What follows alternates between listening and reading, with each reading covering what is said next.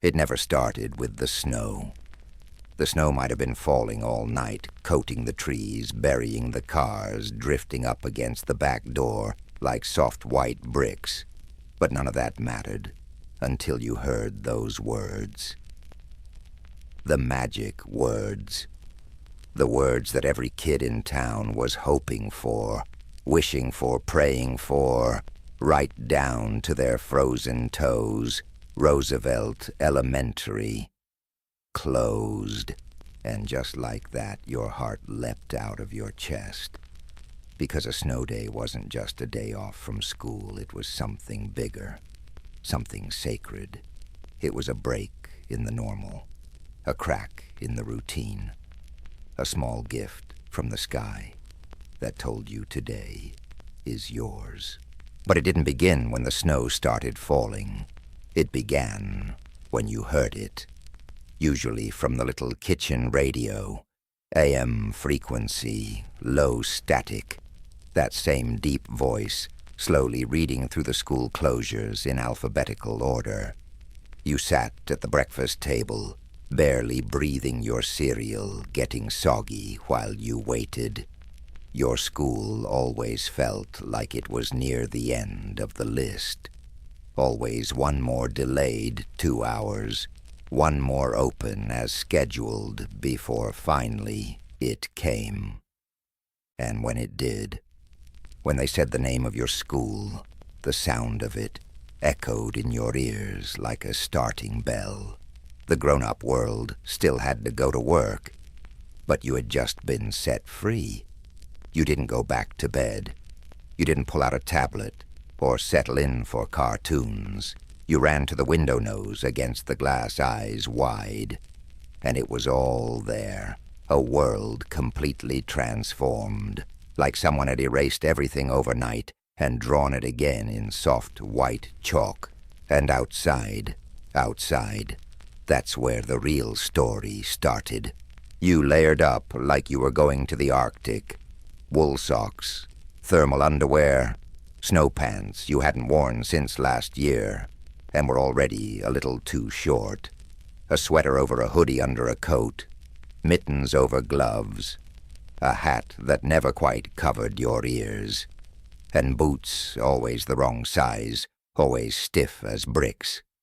And then just like that, you stepped out the door into silence, because that's the first thing you noticed, the quiet. Snow has a way of softening the world, muffling the usual sounds, until all you can hear is the crunch beneath your feet and your own breath in the cold air. But it never stayed quiet for long. Down the street, someone would shout, a friend, a sibling, a neighbor kid you didn't even really like. But on snow days, that didn't matter. Everyone was part of the same team, the we're not in school team. And that made you brothers. For one day, at least, you built sledding hills where there weren't any.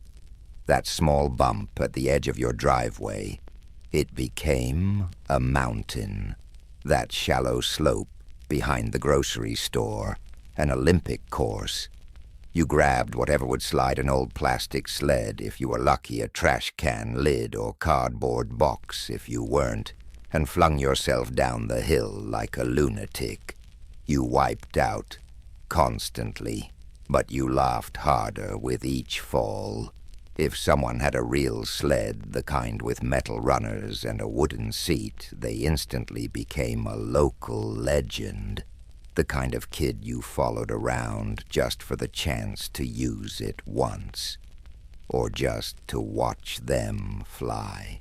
And when you weren't sledding, you were building. Snow forts, tunnels, castles, dangerous piles that never lasted, but felt like fortresses when you were inside them. You packed snowballs not to throw at people, at least not always, but just because it felt right.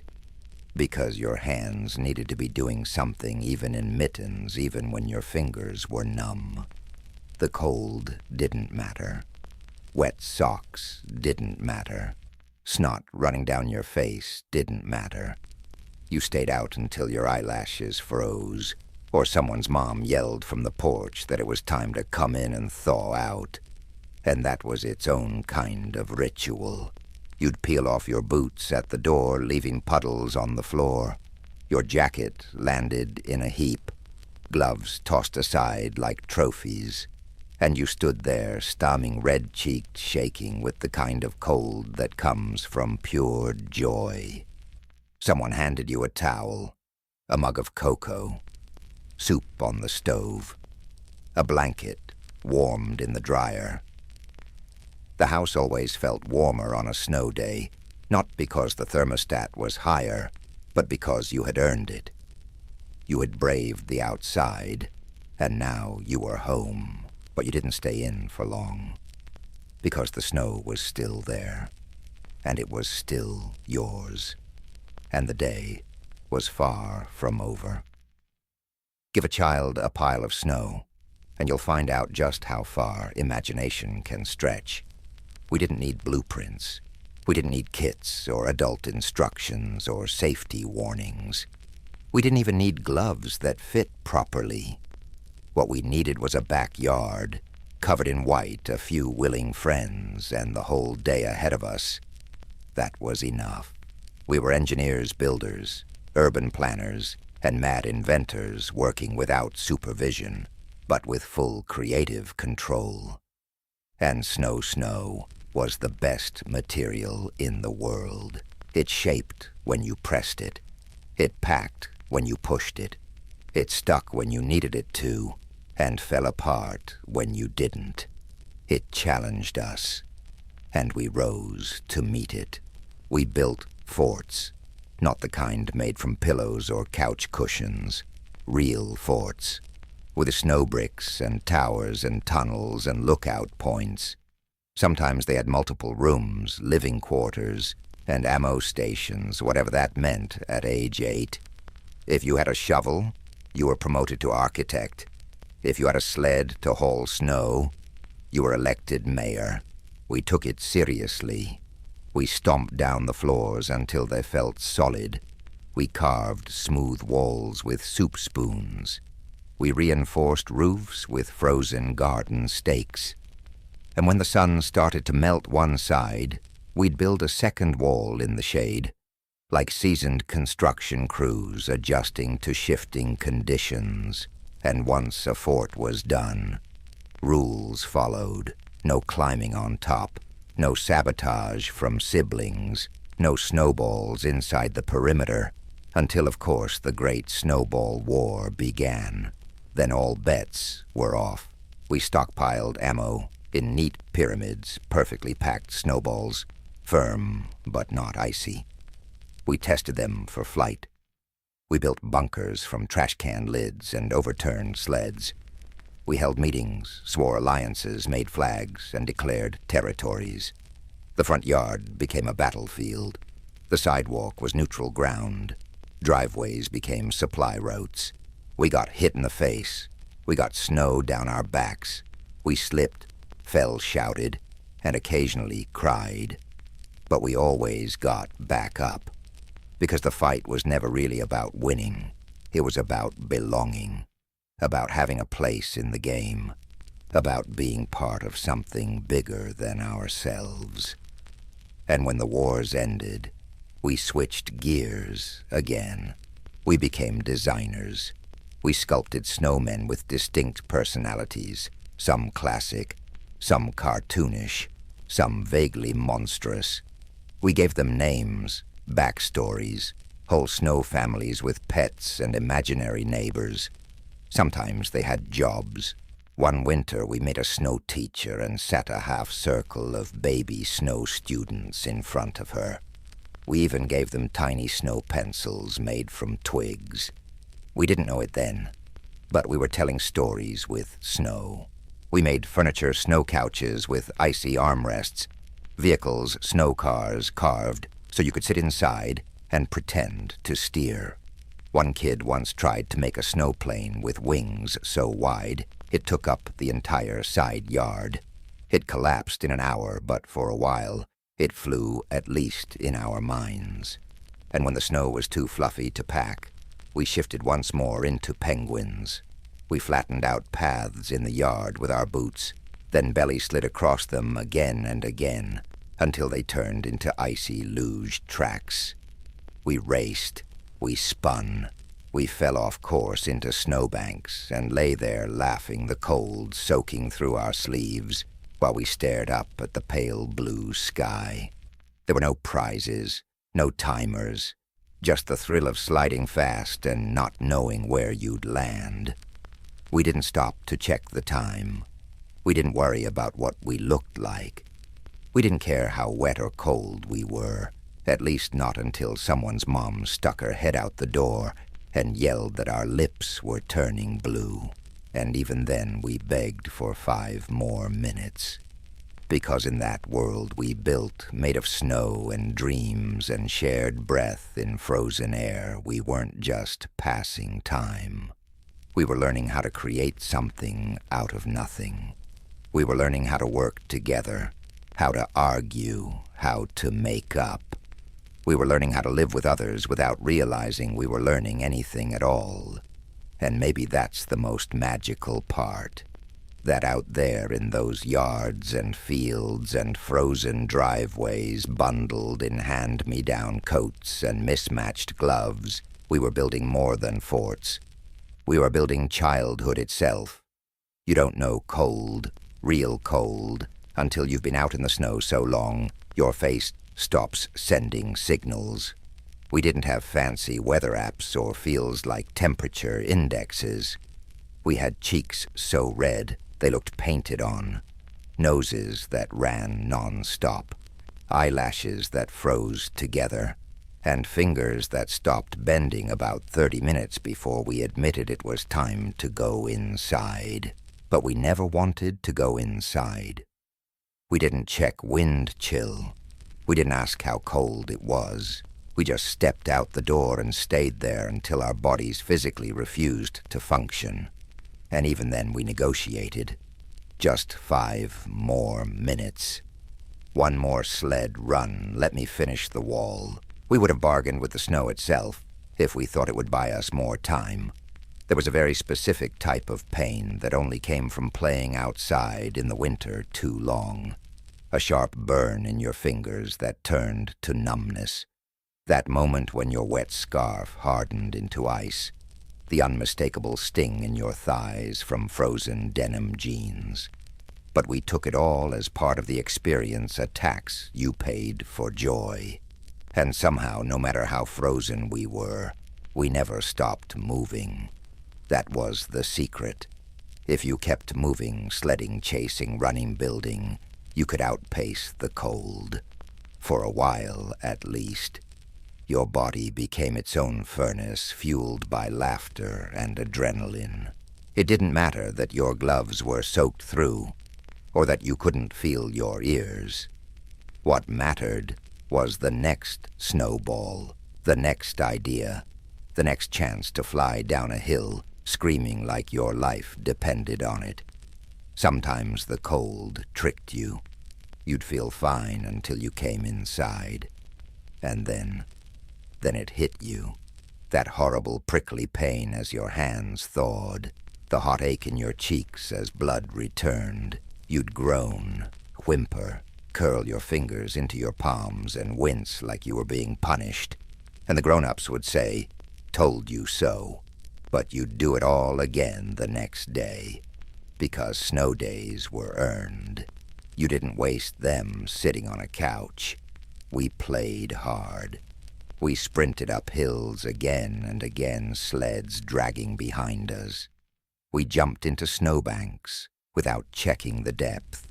We made snow angels and stayed down too long, staring at the sky and wondering why everything felt so quiet, so clean, so far away from the normal world. And we didn't play alone. There was something about the snow that brought everyone together. Kids you barely spoke to at school were suddenly teammates. The older kid who usually ignored you might offer you a turn on his sled. The neighbor girl who never came outside. She was now part of your snowball army. It was like snow melted all the social rules and made room for something simpler, shared wonder.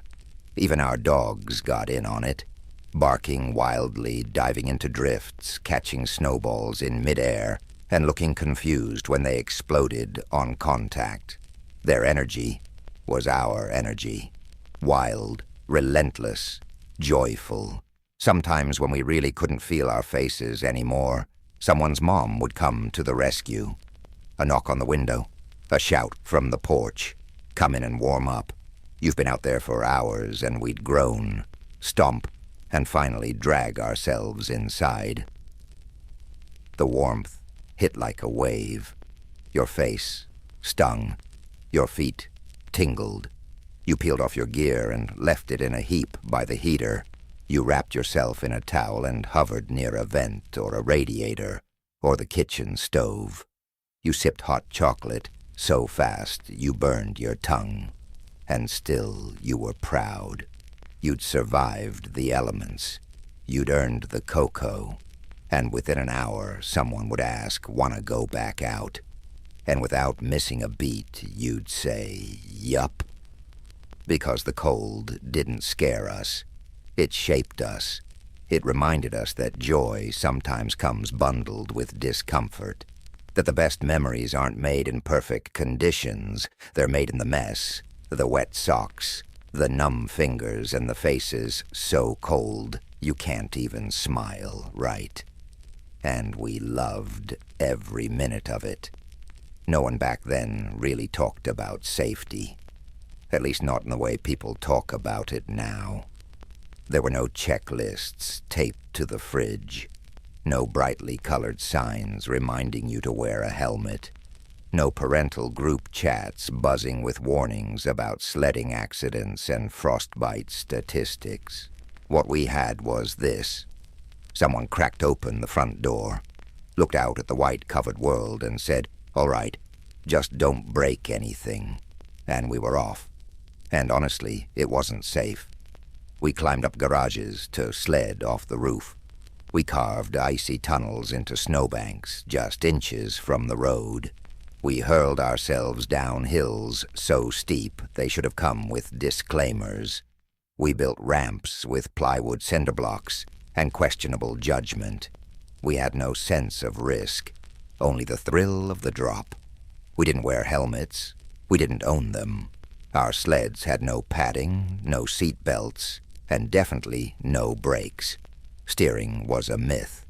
If you made it to the bottom upright, it wasn't because of skill, it was luck, or gravity having a good day. And still we kept going. Some kids rode on cafeteria trays. Others tied ropes to bicycles and let themselves be dragged down icy roads, fishtailing behind like water skiers. One time, someone brought out an old mattress and convinced 4 other kids to ride it down a hill together. It didn't go far, but the tumble was legendary. We played snow chicken, sprinting across icy driveways to see who could slide the farthest without falling. We threw snowballs at moving cars. We stood on top of jungle gyms coated in ice and jumped into powder piles without checking how deep they were. Sometimes it was 5 feet. Sometimes it was a thin layer over solid ground. You didn't know until you landed. We pushed each other. Literally and figuratively, we dared. We double-dog dared. We took bets. I bet you won't slide off the roof.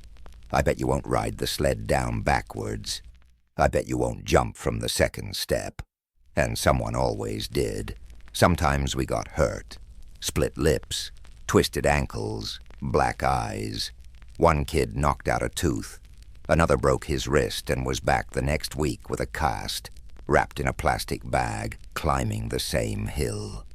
There were tears, real ones. But there was laughter, too, and a weird sense of pride in the scrapes and bruises, like we'd earned something, because in a way we had. No one rescued us from the cold. No one rushed in with hand warmers and snack packs. We learned how to take care of each other, how to spot when someone was too cold to say it out loud, how to brush the snow out of someone's hood after a crash, how to share a scarf, how to say, "You okay?" and really mean it. And we learned how to take care of ourselves.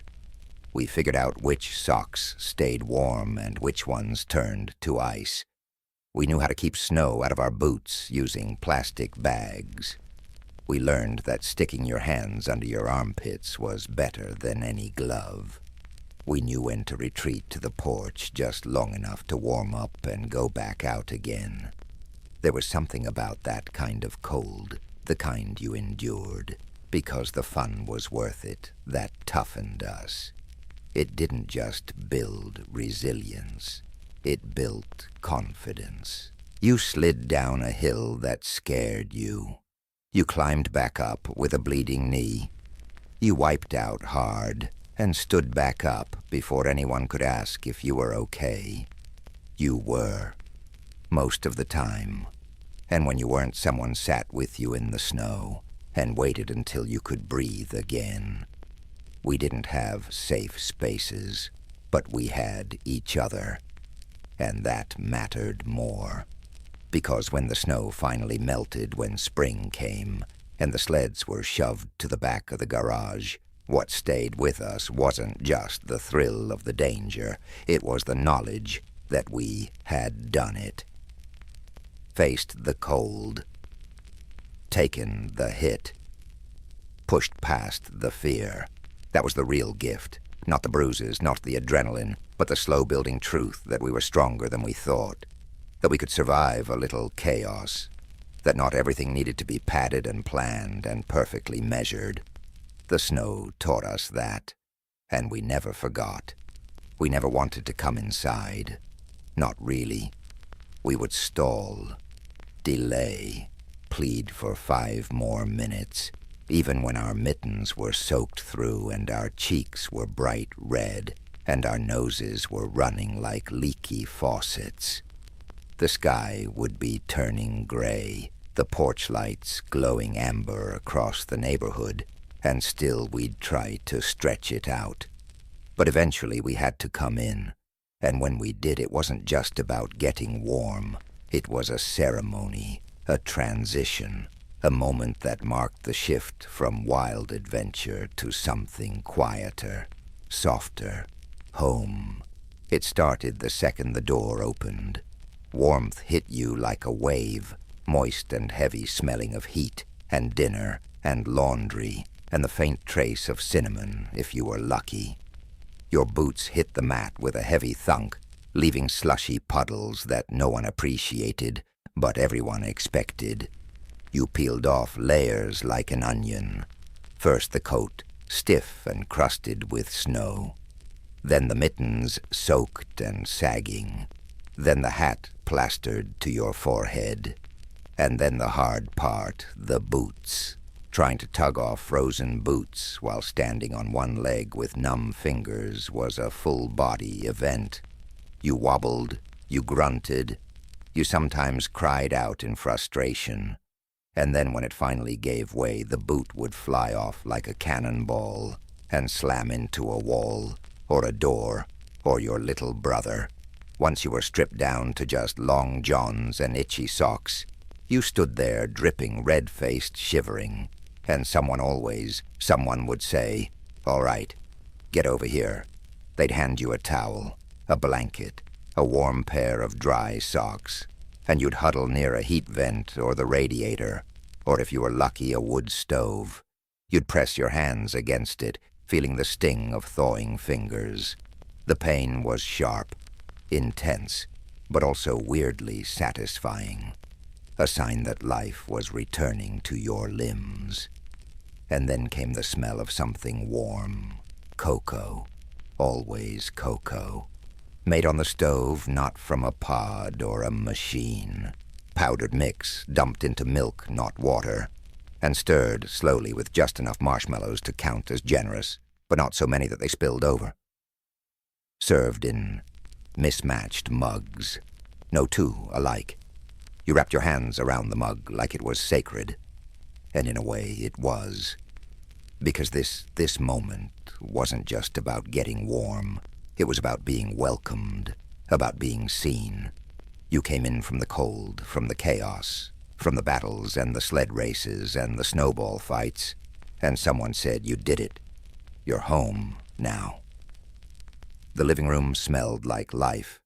A crock pot bubbling, wet gloves on the heater, dogs circling your ankles, tail wagging, socks drying on a chair, the sound of the news on low volume, someone flipping through a magazine, someone else stirring soup.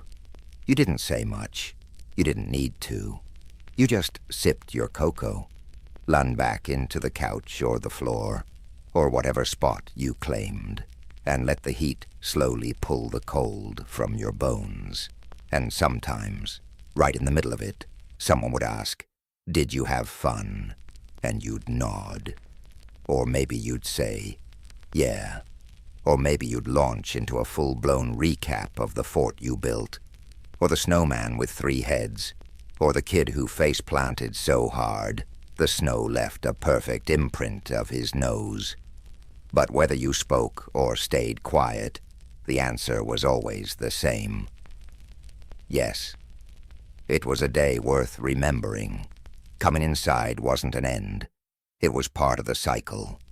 Because an hour later, maybe 2, you'd be back at the window watching the snow pile higher, the street grow quieter, the night settle in. You'd press your forehead to the glass and whisper, "Maybe tomorrow'll be another snow day." And if it was, you knew exactly how the day would end. With soggy boots, hot cocoa, tingling fingers, and a kind of warmth that came not just from heaters, but from being home, from being together, from being completely and utterly alive. And after the cocoa was gone, and your cheeks stopped stinging, there was always that odd in-between time. You weren't quite ready to jump into the next thing. The energy of the snow was still buzzing in your legs, but the quiet of the house had started to settle into your bones. So you wandered. You walked from window to window, checking the streetlight to see if the snow was still falling. You opened the back door just a crack, to feel the air still cold, still real. You lined your wet socks along the heater and hung your gloves by the fingers on the doorknob. The whole house became a makeshift drying rack. And somewhere, always, somewhere, someone was laying out fresh towels for the next kid coming in. The hallway was a minefield of boots and scarves and forgotten hats. You could trace everyone's journey through the wet spots they left behind. Mom would scold, sure, but half-heartedly, because even she knew this was part of the ritual. Sometimes you sat near the heating vent, with your legs pulled to your chest, just staring into the living room. You didn't even need a book. You just sat, letting the hum of the house wrap around you. The muffled voices from the TV, the ticking of the old clock in the hallway, the thump of the dryer rolling socks into softness, and every now and then someone would turn on the radio. Not music, the AM station, the one with the weather report. You'd hear it in the background between dinner prep and phone calls, between folded laundry and the clink of dishes. And even though it was hours away, even though the day wasn't over, you'd find yourself listening for those words again. School closures. Just in case. Because if they said your district, if they said your school, that meant tomorrow belonged to you too. You'd look out the window watching the flakes stack higher on the porch railing. You'd glance at your wet gear hanging everywhere and whisper a quiet hope. Let there be just enough snow. Let the world stay like this for one more day. And as the night settled in soft and slow blue light turning gold, your body began to ache in that good way. The ache that comes from moving, from laughing, from freezing and thawing and freezing again. And the best part, you earned it. That moment, sitting in a warm room in dry socks, smelling dinner, hearing your siblings argue about cocoa, refills that moment felt like victory, because no matter what tomorrow brought, today was yours. We didn't just go outside to play. Not really. We went outside to transform, because snow didn't just cover the ground. It erased the world as we knew it. The sidewalks, the driveways, the cracks in the pavement, the dull browns and grays of everyday life, all of it vanished under a blanket of white. And in its place, anything was possible. You weren't just a kid anymore. You were a warrior, building a fortress in the Arctic. You were an astronaut exploring an alien planet. You were the last survivor of a snowbound village, or the leader of a hidden tribe that only came out when the world was white. You didn't ask permission to pretend. You didn't say, let's play make-believe. You just became. It happened so naturally. One minute you were digging out a tunnel. The next you were crawling through a secret passage beneath the ice, whispering code words and carrying out a mission only you understood. That old plastic sled wasn't just a sled. It was a snowmobile, a spaceship, a racing chariot pulled by invisible dogs. And when it tipped over or you crashed, that was part of the adventure. We gave ourselves names, not the ones on our report cards, new ones. Cooler ones, Shadow, Ice Fang, the Snowhawk. No one questioned it. Out there in the snow, names like that made sense. Out there, you didn't have to explain who you were.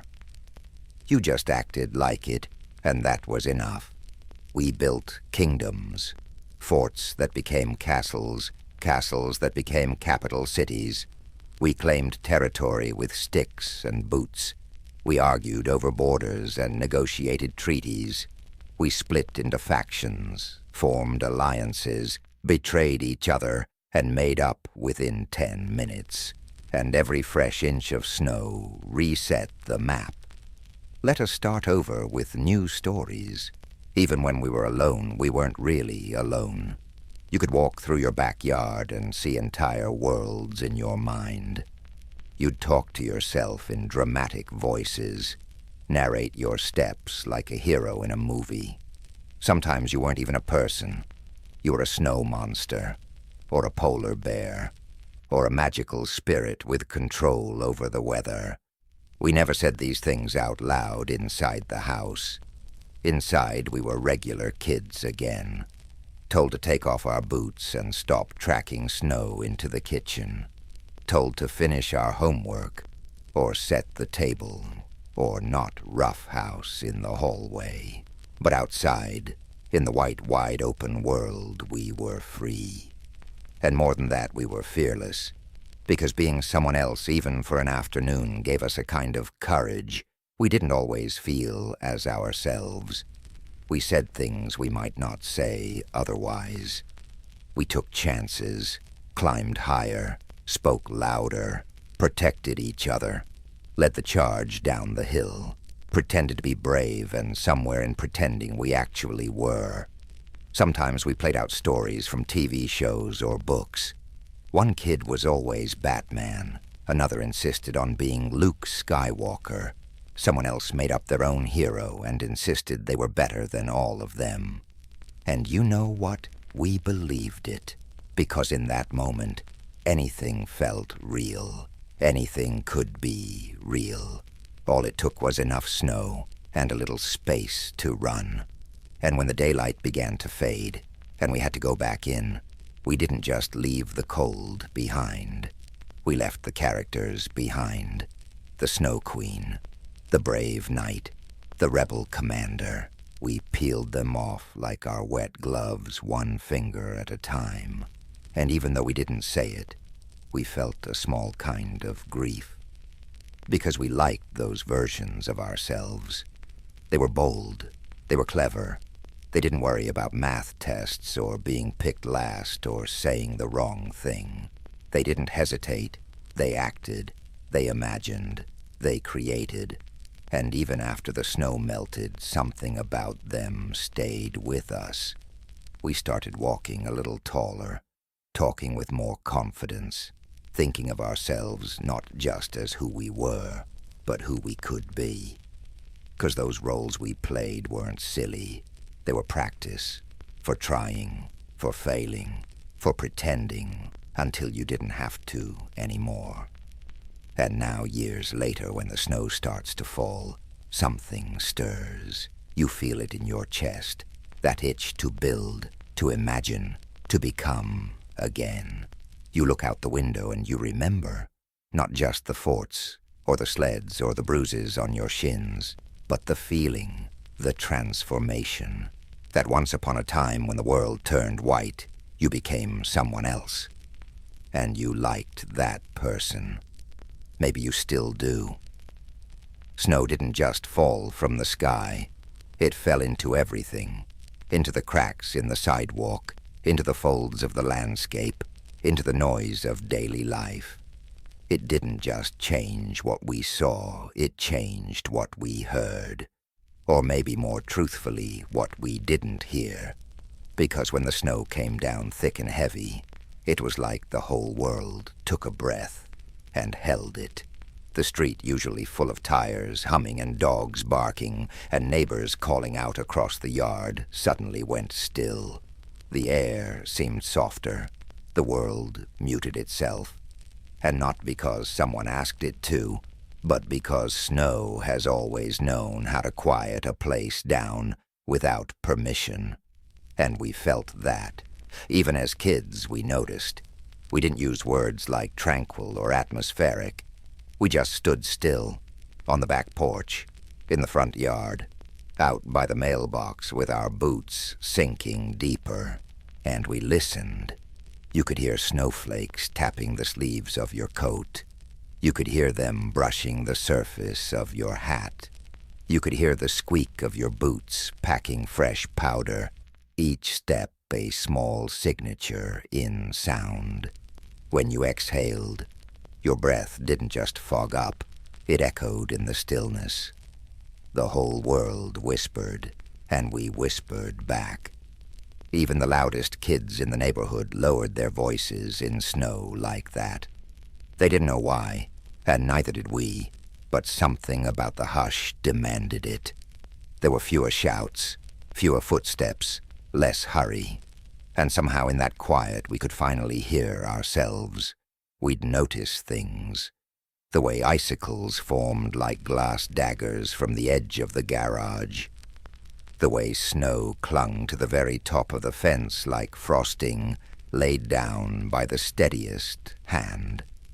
The way the wind carried a single flake right past your nose, only to vanish into your breath. Sometimes we'd follow animal tracks, rabbits, squirrels, even birds, and read them like stories. Where they came from, where they turned, where they stopped. We never caught anything. That wasn't the point. We were just listening with our eyes, with our skin, with the kind of attention that only came when nothing else was fighting for it. Inside the house, it wasn't much different. After hours outside, cheeks red and toes tingling, you'd come in and the quiet came with you. The house always felt a little dimmer during a snow day.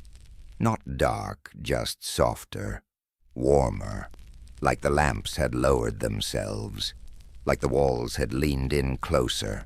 You'd hear the soft hum of the furnace, the occasional whistle of the kettle, the thunk of wet boots hitting the mat.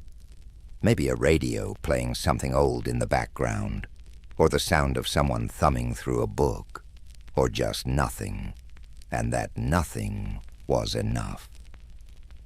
On the best nights, the electricity went out, and no one panicked. The house glowed with candles. Flashlights pointed at the ceiling. Shadows danced on the walls, and for the first time in months, the whole family sat together, Not because the power was off, but because the silence was on. We played cards by lantern light. We told stories, some made up, some remembered. We stared out the window at a sky that looked more alive in the dark than it ever had in the day. And we didn't need screens. We didn't even need much to say. We just needed each other, and the quiet, and the snow. And sometimes we'd go back outside just for a minute, just to feel it. The way the snow swallowed sound, the way your own breath became the loudest thing around you, the way even the trees seemed to stand still, as if they too were listening. There's a kind of magic in that quiet, not the kind with sparkles or grand gestures, the kind that settles in the spaces between things, the kind that doesn't ask for attention, but earns it anyway. And it stayed with us. Even now, years later, when a new snow falls, something in us slows down. We open the curtains just to watch. We walk to the mailbox slower. We breathe deeper. We talk softer to the kids. We remember, not just the sledding or the forts or the cocoa or the soaked mittens on the heater. We remember the hush, the way snow gave us permission to stop performing, to stop chasing, to stop filling every silence with noise. It gave us back a piece of ourselves that we didn't know we'd lost. And that's what we miss. Not just the snow days, but the stillness they brought with them, the way they wrapped the world in a pause and dared us to pay attention. And if we're lucky when the next snow comes, we will. We'll step outside, we'll stop, we'll breathe, and we'll listen, just like we used to. We didn't need radar maps or weather apps. Back then our forecasts came from windows and instincts, from the way the sky looked, the way the wind shifted, the way your older cousin said, "Smells like snow." And somehow they were usually right. Because the truth is, we had our own systems. We watched the trees, the sky, the color of the clouds. We paid attention. Not because we were trying to be scientific, but because it mattered. Because if snow was coming, it meant something. It meant hope. It meant fun. It meant a break in the routine. And we learned the signs. The way the sky turned pale gray, but not yet dark. The way the air got heavier, quieter. The way it felt colder, even if the thermometer didn't say so. The smell, too, something crisp and clean and dry, like cold metal and fireplace smoke and unopened mail. We didn't check an app to see if school might be canceled. We listened to the grown-ups. And if Grandma stood on the porch and looked at the sky with her arms crossed, we paid attention. Sometimes someone would say, "I feel it in my knees," and no one laughed. That was the forecast. And if 3 people said it in the same afternoon, "You better find your mittens." We'd make predictions, bet each other. "It's gonna snow tonight. I swear it. You think it'll stick? We'll wake up with 6 inches, at least." The certainty in our voices was half science, half hope. But it didn't matter if we were right. It mattered that we were watching. Because if you paid attention, it felt like you were part of it. Like the snow was coming just for you. Like nature had let you in on a secret. And then there was the radio. If you were a kid in those days, the most important weather report wasn't about temperature or inches of accumulation. It was the school closings list, and it came over the AM band like a gospel reading. Calm, steady voice, no drama, just alphabetical roll call of every district in the county. You sat there, still in your pajamas, barely breathing, waiting. Lincoln County schools, closed. Madison District, 2-hour delay. Roosevelt Elementary, closed. Boom. That was it. That was your forecast. Your whole day just changed.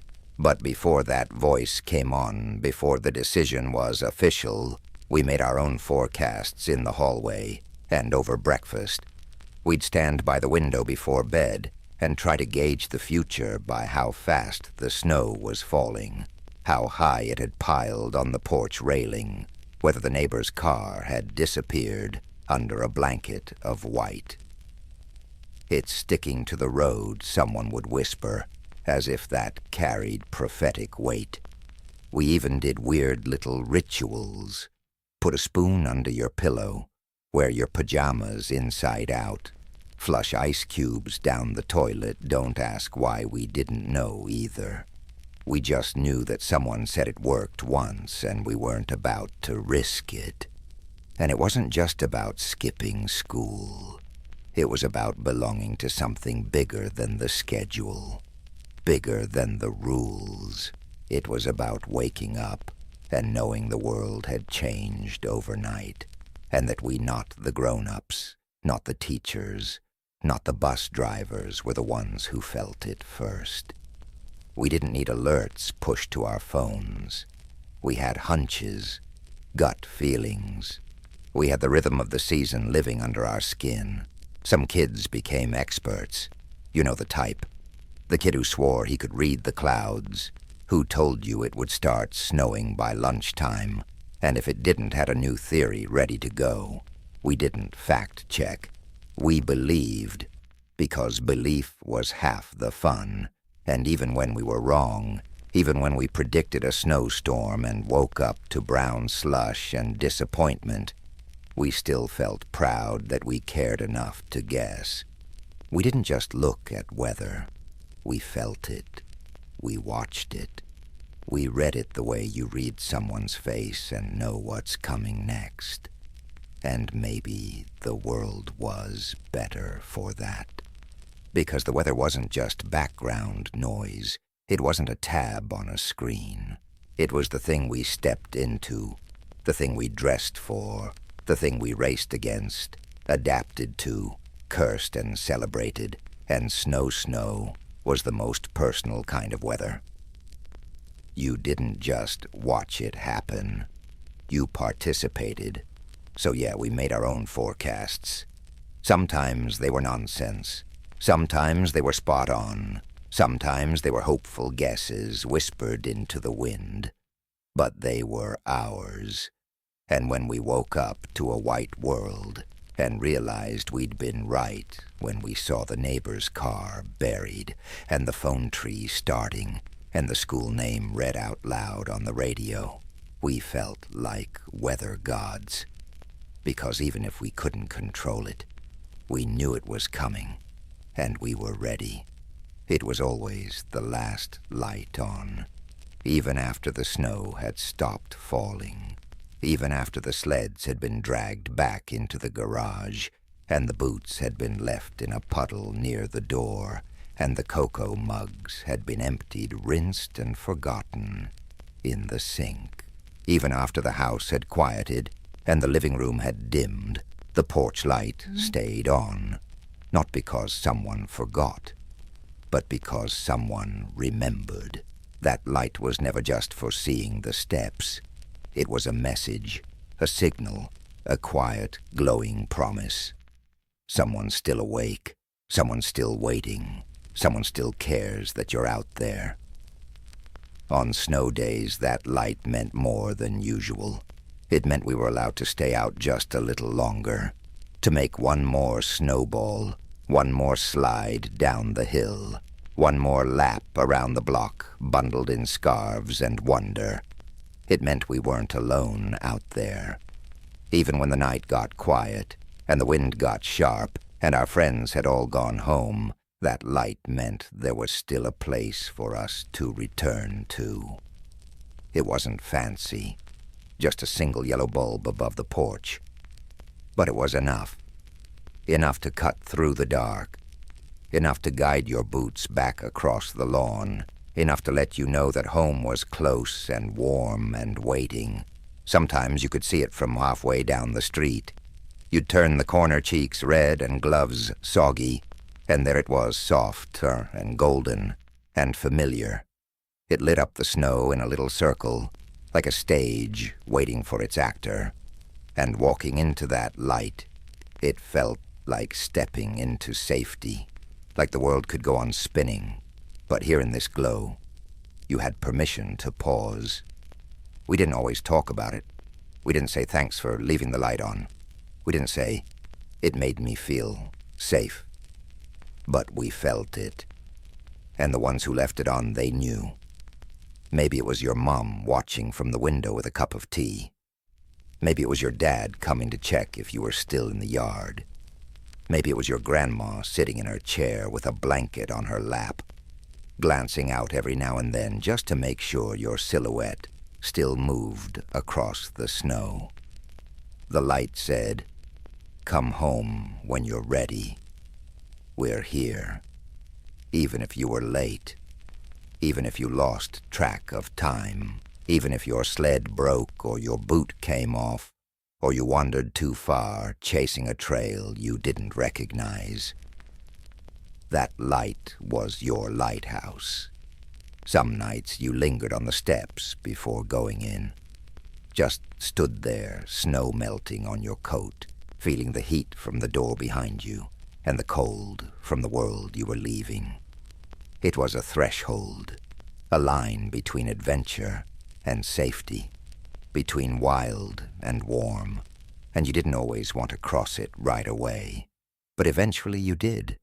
You opened the door, stepped out of the snow and into the smell of dinner, or drying mittens or cinnamon toast. You shook off your coat, stomped your boots, and entered back into the small, steady rhythm of home. And still, the light stayed on, even after you came in, even after your cheeks had thawed and your socks were tossed on the heater. Even when you were curled up on the couch with a blanket, the light stayed, like it was saying, there's still more of you out there, somewhere. And maybe there was, because the part of us that played in the snow, the curious, fearless, wide-eyed part, doesn't always come in with the rest of us. It stays out a little longer, lingers under the tree branches, presses one last footprint into the untouched snow. And the porch light, it waits for that part, too. Years later, we still think about it. We pull into driveways and feel a flicker of comfort when the light is already on. We leave it burning when someone we love is on the road. We tell our kids, we'll keep the light on for you, and mean it with every fiber of our being. Because it's never just about brightness. It's about belonging. It's about knowing that someone thought of you, that someone knew you might be out there, cold-tired, lost in your thoughts, and left a little piece of home glowing to guide you back. In winter, especially, the world gets dark fast. The days are short. The nights come early, and that's when the light matters most. It cuts through not just distance, but doubt, not just darkness, but disconnection. It says, I'm still here. I'll be here when you're ready. Sometimes we didn't notice it. Sometimes we took it for granted. But looking back now, it might be the most beautiful thing anyone ever did for us. A simple act, a small gesture. That meant you are loved, you are remembered, you are not forgotten. We grew up, we moved away. We live in cities where porch lights are automatic or non-existent. But every now and then snow starts to fall, and we find ourselves walking slower, looking up, searching for a light that still means something. And maybe we leave one on too. Not for safety, not for show, but because deep down we know someone out there might need to know they still have a way back. And then one day, it was quiet. Not the kind of quiet that snow brings, not the hushed calm of a white morning, or the stillness of falling flakes. This was different. It was the kind of quiet you don't notice right away, the kind that sneaks in slowly without ceremony. You're too busy, You've got work, errands, calls to return, and then somewhere in the middle of it, you look up and realize no one's outside. There's snow on the ground, plenty of it. The trees are laced in white. The air is crisp, but the streets are empty, the yards untouched. The sleds, if they exist at all, are in the garage collecting dust. The kids are inside, watching something, clicking something, scrolling something, and it hits you, not with a bang, but a gentle ache. When did it stop? When did the snow stop, meaning freedom? When did it stop being a call to adventure? When did it become just weather? You stand by the window and watch. The world looks the same, but the sound is wrong. Not because it's silent, but because the voices are gone. The laughter, the shouts, the crunch of boots, the screams of joy tumbling down a hill. Gone, and you think back to a time when snow meant everything, when a few inches of white could rewrite your day, when forts rose and fell like empires, when your cheeks hurt from smiling, and the cold didn't scare you, it invited you, when you stayed out until your fingers stung, and only came in because someone made you. You think about the sleds, the mittens, the layers of socks. You think about the porch light left on, the cocoa by the heater, the hush of the world when you laid down in the snow and stared at the sky, arms stretched wide, leaving angels behind you. You think about how you never realized the last time was the last time. You didn't know you were building your final snow fort. Didn't know that would be your last snowball fight. Didn't know that one day, without warning, you'd simply stop. There was no grand farewell, no goodbye party. One winter you were out there, living it, loving it, and the next you weren't. And now the snow falls and you feel it. That ache, that missing. It's not just nostalgia. It's something deeper, something sacred. Because what we lost wasn't just a season of play. We lost a rhythm, a ritual, a way of being in the world that was slower, fuller, and more present. We used to meet the snow with bare faces and open hearts. Now we meet it through windshields and weather alerts. We sigh, we complain, we shovel it, salt it, curse it, avoid it. We walk past it like it's in the way. But it's not the snow that changed. We did. We got older. We got busier. We traded sleds for spreadsheets, mittens for meetings, snow days for work from home. And slowly, quietly, we stopped going outside. And the snow, it noticed. It still shows up soft and generous and ready. It still coats the mailbox, still piles on the fence post, still lays itself at your feet and says, "Look what I brought you." But now, it's met with locked doors and closed curtains. It waits, and if snow can feel lonely, this is probably what it feels like. But every now and then, once in a great while, something shifts. You hear a faint crunch, a yell, a laugh, and you look out the window to see one kid, just one, out there with a sled and a wild grin, racing no one, falling, getting back up, making something that no one else will see, but that they will remember forever. And in that moment, your chest tightens, because for a second, just one, you remember exactly how it felt. And maybe if the day's not too full, and the coffee's still warm, and your boots are by the door, you go out too, just for a minute. You walk into the yard and feel the crunch beneath your feet. You look up. You listen. The world is still there, quiet, yes, but not gone. Just waiting, waiting for you to come back. And maybe you don't build a fort. Maybe your knees aren't what they used to be. But you pick up a handful of snow, pack it tight, and toss it into the air like a prayer. And just like that, you're back. Back to the hill. Back to the laughter, back to the porch light waiting. You can't bring it all back, but you can carry it forward. You can leave your boots by the door.